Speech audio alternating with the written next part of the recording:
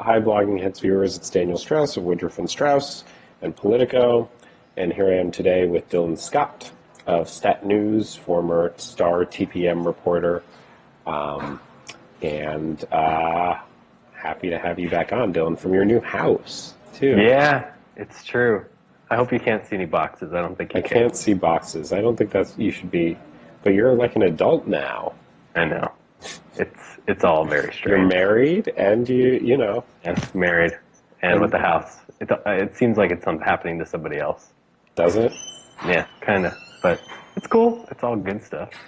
What are you going to do?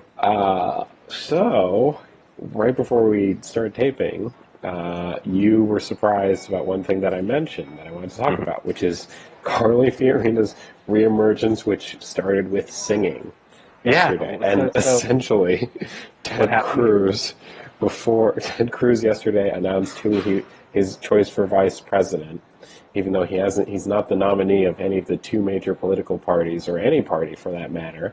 Right. Which is when you traditionally pick a vice presidential running mate. And he picked Carly Fiorina. And introducing, in a long-winded speech introducing Fiorina, he said at one point, she's sat on the bus with us, she's watched basketball for us, she's sung for us. Yeah, that's strange. So was it and then Fiorina gets up there and sings. What did at she one sing? point? I don't know. I couldn't hear over sort of the expressions of surprise. Yeah. That she was singing at all. So I'll confess, I didn't watch the announcement, but what I was gathering from Twitter is it seemed like it was not very smooth. Like, Cruz announced her, and then it took like 15 more minutes for her to actually come on stage. Yeah. Like, the presentation seemed a little bit off. So if you actually remember, say in the 2008 cycle, McCain made the speech, said, a concerned citizen, and then said, introduce Sarah Palin, and they had some theme music, and Sarah Palin walked out. That did not happen here. Oh, God, that's a Trumpism thing. That didn't happen here. What happened instead was Ted Cruz went on and said, I'm picking Carly Fiorina. We confirmed that earlier in the day. And then he kept talking for a while. And then Fiorina came on and talked for a while, and in which he sang. I have my own theories on why this is happening roughly, actually, which is that, Trump doesn't poll well with women. And he, made an inopportune, undesired comment last week where he said, essentially, Hillary would be getting 5% if she were a man. Which, I don't know. Is there any example of a Clinton, running for president before and getting more than 5%? If that Clinton were a man? I don't know. Is there anyone out there we could, draw that? Anyway. Plus, whatever degree Carly Fiorina has had political success, it is in winning a Republican primary in California, right? Which is like... Right. That is the limit. That is the extent to which she has been. So, that's it, right? Yeah. So how long do you think this has been planned? Because on the one hand, it seems sort of haphazard. On the other hand, they did announce it the day after Trump has all these big wins, and with a week to go before Indiana. So there seems to be some strategic thinking. Yeah, I mean, strategic thinking. The Cruz campaign has always sort of had that in their mind, right? Yeah. Or the Cruz campaign has always been good about thinking ahead and having sort of a strategy in there. Sorry, go ahead. No, you go. So if Ted Cruz, if it didn't look like Donald Trump had a very real shot at getting 1237 before the convention, would Ted Cruz, in another universe, pick Carly Fiorina to be his vice president? Or is this just a desperation play? I don't know. It's a good question. I mean, Cruz is in a weird position also because he's getting all these Senate endorsements from people who didn't like him or don't like him. But at the same time, it seems pretty sort of bite your tongue and do it. Sort of. So it's hard to tell. I mean, I don't know. It's, he said today he had a list of 40 and narrowed it down to 17, and now he's at number one. Carly Fiorina. who Right. brings no like emboldened constituency with her, and never really always struggled to make it to the main stage debates. Remember when we were doing the main stage debates? Yes. Oh my gosh. It seems like so long ago. When was the last debate? Was that like a month and a It half was a ago? while ago, and I've lost track also because I'm on the Dem side now. Right. So it's a little bit harder to keep track. Right. But yeah. But I mean, there wasn't any other play though, right? At the same time, like, what else was there to do to try to change the trajectory of the race besides something this sort of Right. This dramatic? is also something campaigns do. Like John Kasich has not had an easy go of it, if you've noticed that. It's Dylan, true. Ohioan. And he's sort of countered that by always, like every day, his campaign announces some former lawmaker or legislator endorsing him, or some small newspaper. And the Right. point of that is to really sort of keep the appearance of momentum, however small that may be. Yeah. So Yeah. I don't know. I think it's also to sort of bring up the idea of an alternative. This is what Republican voters have. They have an actual ticket, and the argument is that it's more mature, or they have Donald Trump. Right. Yeah. And I guess, yeah, it's a fresh face, which is kind of what you're saying. You know, even though she'd been around, nobody had really heard from Carly Fiorina for, months at this Right. point. So it's something like new to talk about, a new person in the dynamic. So yeah, I mean, I find it, I don't know, smarter people than me seem to think that at best it helps at the margins, but it's certainly interesting and another like wrinkle in what's already like the most bizarre campaign that we'll probably ever see Right. for the rest of our lives. But anyway, so how's her voice? How's that singing voice? If you could, I was just so stunned that, like, I mean, the mental image alone of like Ted, his wife Heidi Cruz, and then Carly Fiorina being on some bus to some campaign event, and somehow she breaks into song, and everyone is like clapping or like not. I don't know, Dylan. Are you ever? no, I have a terrible singing voice, so I would never pass judgment on somebody else's. Okay. But anyway, so all right, well, I guess we'll see. So, do you subscribe to the if Trump wins Indiana, it's over theory? Is that where you're at? I don't know. It's been over for I think his opponents are in bigger trouble than they were before if Trump wins Indiana. Right. Yeah. It is hard at this point, really, to get a sense of that being true. Right. So, I don't know. Yeah. I don't know. I always thought this. There were so many questions when over the weekend, Cruz and Kasich announced this pact where Cruz would focus on Indiana and Kasich would get Oregon and New Mexico. Right. Oregon and New Mexico. Those pivotal states, those traditionally decisive bastions of the Republican primary. Right. And that lasted not even an afternoon. I mean, it's still officially there, but it's not. Right. I mean, it's not a. John Weaver implicitly called Ted Cruz a liar like an hour ago. John Weaver, Kasich's chief strategist. Yes. Right. So whatever. I mean, I guess. So you don't think this pact is like? I just don't see any evidence that it actually was anything more than them making an announcement. Because I feel like that same day, I think it was that same day, Kasich said, well, actually, I would still tell people in Indiana to vote for me. And now his top strategist is subtweeting Ted Cruz. Like, what evidence is there that anything in the real world changed besides them just getting a brief news cycle out of it? There's nothing. So, but I mean, like we've said. I think it also says that we're at a point where the brief news cycle thing is where we are, where like Trump's Republican primary opponents are competing just for any attention at all. Yeah, in the news cycle. I mean, he's dominated the airwaves for a while, so right. I mean, they've got to try anything at this point because there's no time left. Right. But right. So I know you wanted to talk about Bernie Sanders. I'm curious what you think. Yeah, my colleague, ace reporter Gabe Benedetti, Yeah, broke. We broke yesterday that staff wide cut or wide like big cuts to Bernie Sanders' campaign operation in yeah, states that have passed, and so this is telling because usually a winning campaign keeps their campaign infrastructure in states that they've won. So right, when they get into the general election, they've got a team in place. right. Losing campaigns usually do the opposite. They let teams go. When I was covering the Christie campaign, after they moved on from Iowa, where they were horribly defeated, the campaign staffers, the political director, the state director went back to their day jobs. So this seems to be what's happening there.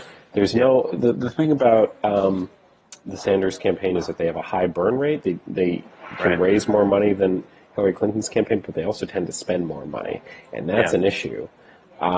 So it's a little hard to tell in all of this, like what the long-term effect of it is going to be. Yeah. It does sort of, Indiana is far from a sure thing for Bernie, and I've been going back and forth about it. I actually really think that Hillary's going to win that state by like 5 points or so. Okay. But that's sort of on what reporting I've done, Right. and trying to figure out something newsy to write on it. Sure. But I mean, the calendar gets harder for Bernie, and Yeah. he's the underdog. And the more losses he has, the more his already like uphill climb gets steeper.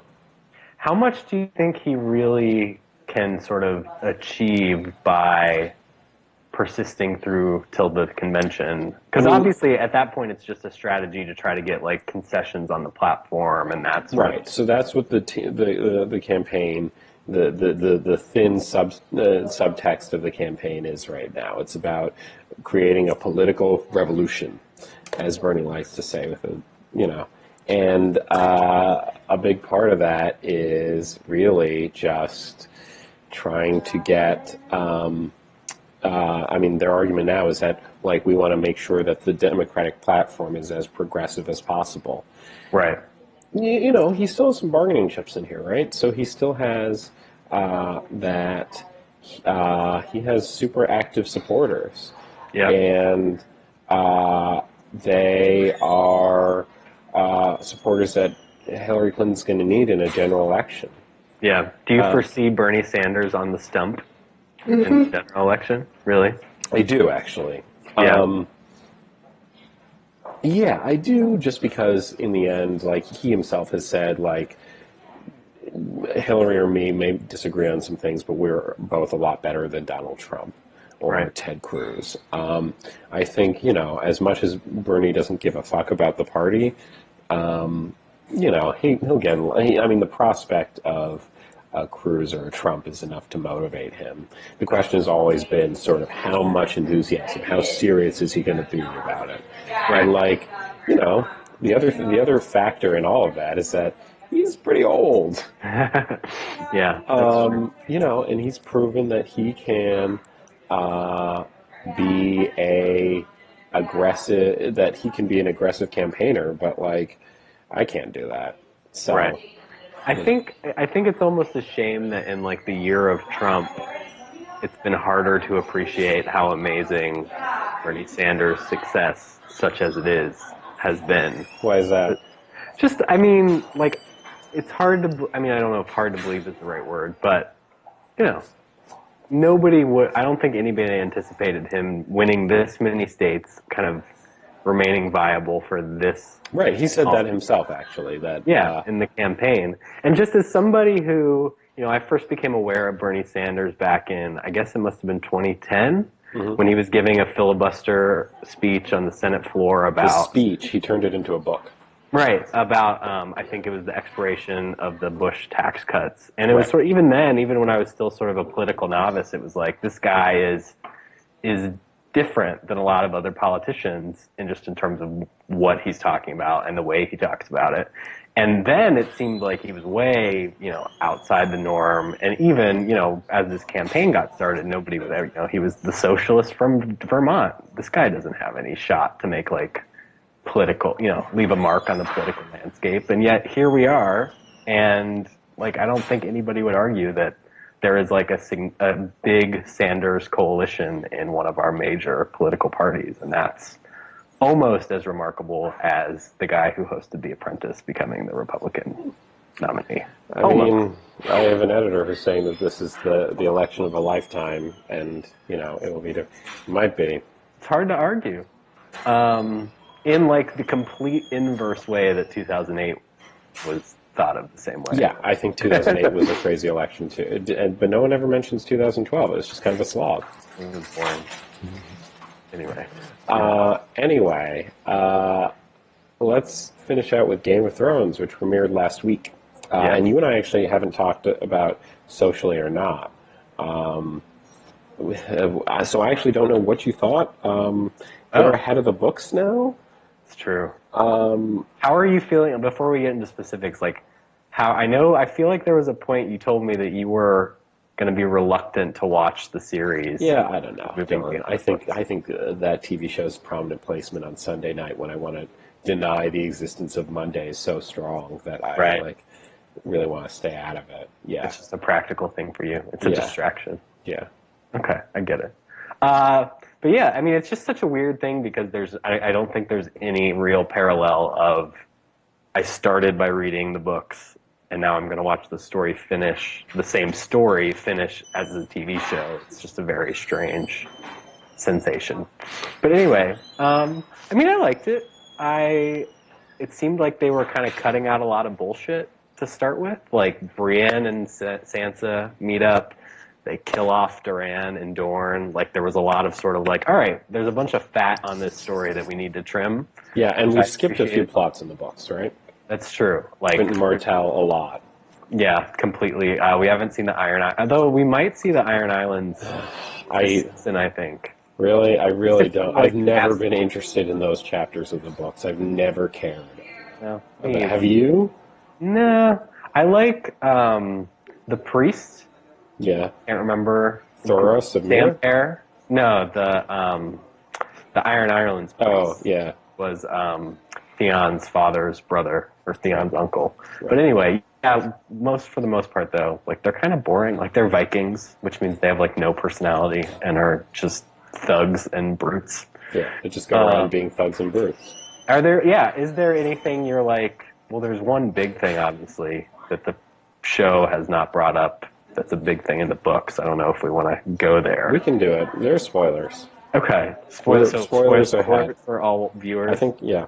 So Lady Stoneheart is obviously she's card that the show has that it has not played yet. Right. Do you want to see that? Or how did you feel about it in the books? I mean, I'm trying to remember. I think you reread the books more recently than me, right? She plays a pretty pivotal role in the overarching plot, right? Or that's the course she's going? She could, yeah. How can you resurrect Catelyn and then not have her be, a major factor? So, yeah, I think we should see that. I think, I'm more interested. Yeah, I think that's important. Yeah, I think, it's, I think we want to see those chapters. They're interesting chapters. We want to see that on the screen. How do you feel about the show getting ahead of the books? I mean, I don't know. I struggled with it for a while, basically since the end of last season. Yeah. I think I'm okay with it now, in part because we honestly cannot hold out faith anymore that George Martin's going to publish another word. Ever? We can't. The guy, and it's totally fine, but it's if I have to choose between never seeing the story end or never knowing how it ends because I refuse to watch the show until he publishes the books, and then he never publishes the books. I have a little more faith in George. But what, you sent me an IO9 or Deadspin article once saying he's never published a word in the last 10 years or something? But that's not So, I mean, he That's fair. published a book a few years ago. Right. I can't remember now what the point they're making was. It was sort of like obviously up until Storm of Swords, he had like a very clear plan and was like publishing books like a normal person. And then with A Feast for Crows and A Dance for Dragons, it was just like it totally got out of hand, and he just sort of arbitrarily split up the fourth book to become the fourth and fifth books. And it's sort of like the last real book he wrote was A Storm of Swords, and then it's just been like a mess since. Which He's publishing books, though. he is. I don't know. I think that's kind of a bullshit critique, right? Like, he had to approve this stuff. He had, he split A Feast for Crows and The Winds of Winter up because it got too big, and he says he's got chapters there. This was Right. that was the joke of the post. That, like, he has He chapters. has no pages. He has no pages or something like that. I think he has pages. Okay. Here's the thing. And more spoilers. Like, Jon Snow, I think we can see where we're going. Where Jon Snow is going to get resurrected, right? I feel like he has to. Right. Because, like, why? Where else is that story going? But, yeah, probably. So where were you going from there? So John's probably going to be resurrected. That seems like a digression from the book. Maybe. Or You maybe didn't not. think, when you read the end of the last book, you didn't think that Jon Snow was going to be resurrected? I don't think he's dead in the books. Oh, that's true. But The maybe- books are a little more vague. But maybe that's what we're seeing. That the Yeah. Red Lady, the Red Woman, Melisandre does that. So I wanted to, like, because I feel like we're getting super nerdy here. I wanted to like reflect on something a little bit bigger, which is like the difference between watching a TV show versus watching a book, or versus reading a book. Because besides Game of Thrones, I was introduced by a friend, or actually no, I started watching a different show called The Expanse, which is based off of a book made off of George R. R. Martin has this clique of writers he hangs with, and two of these writers became friends, and they wrote a book, became a TV show, and the same sensation is there, like where your mental image doesn't quite mix with the books, right? Yeah, So, that's true. you know, Yeah, so, like, are you comfortable with, are you one of those, if you've read the book is always better? no, The show. no, I actually like the show. No, I think it's just two different things, but it's actually really pleasant to engage in both.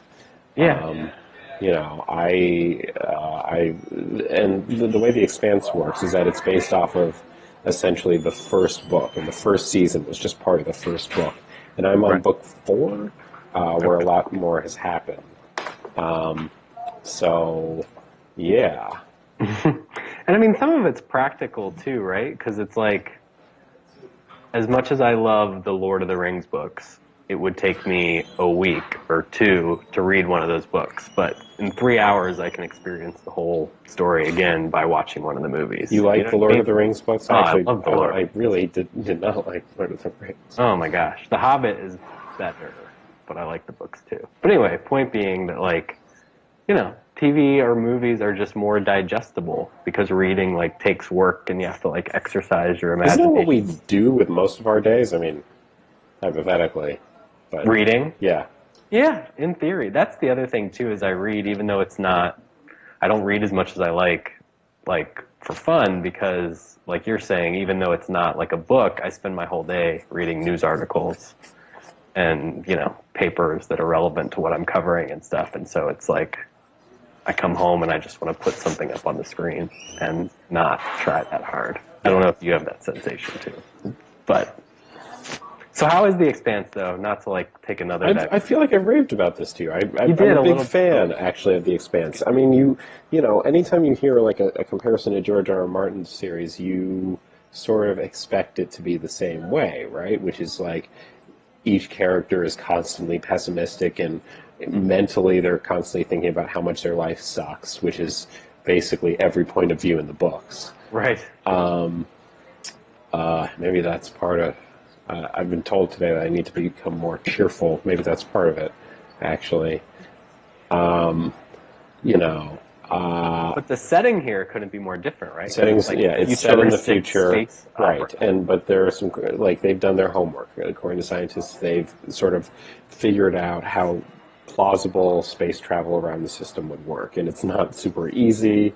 Right. Our heroes, like gravity, a lot of the ships that our heroes spend time on in the books are spinning to create artificial gravity. No one's really matched that, and there's no like hyperspace. You're just in a ship for 74 days or Yikes. something. All right, that sounds cool. I love space stuff, so I'll check it And out. it's sort of about, the first one is about a mystery, and the mystery is really the best part. Right. So I highly recommend it. But I think, I don't know, I don't really have super big opinion here, but I think, I don't know. Yeah, I don't know.